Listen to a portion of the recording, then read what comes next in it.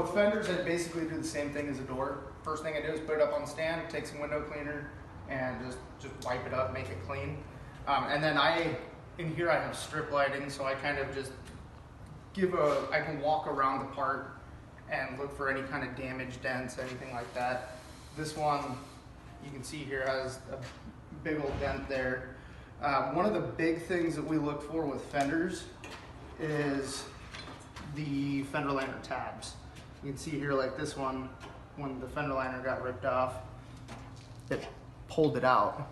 So it's easy to pop that back down, but the problem is when this thing gets pulled out, you start rolling the fender along this edge. Which and now causes an hour's worth of work. And now it's, hour, if there was tabs here, but you get the idea what I'm saying. And then you can see here's another example, another one up here. This tab here is the same thing. That one's a little bit more acceptable just because it's going to be hidden and we can press that back. These ones down here along the edge, I mean, fender liners need to be taken out with a bit more care. You can't just rip them out, it destroys the fender, makes it not usable. The other one too here, you can see like on this fender bracket, whenever they pulled the bumper off, clearly the bumper just got yarded off by He-Man. I mean, the thing's broken off there. It didn't damage the fender, but it potentially could.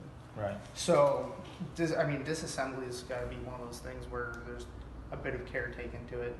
You have a good part on the car, you want to take a good part off the car, not turn it into a non-usable piece. So, yeah, I can try to go through everything and just look for all the damage, any kind of buckles up there from maybe a hood or something, other dents.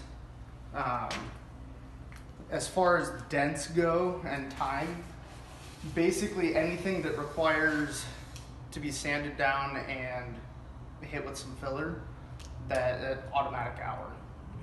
As soon as you got to start doing that, that's an hour. And you guys know that's on body. The rock chipping on the edges is not ever really that big of a problem because it's going to be sprayed in at one point, correct?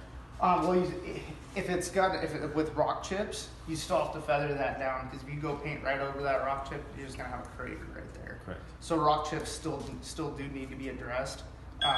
They're not going to require the amount of filler, correct, but you still have to, a painter still has to feather that out, which depending on the area, the size of the chips, whether there's a couple chips right here or if they're really spread out, that's going to affect how much feathering he has to do to smooth everything out and get all of the layers, the clear, the paint, the sealer that's underneath, absolutely even, so you don't have any kind of weird highs, lows, or anything like that when he applies his paint.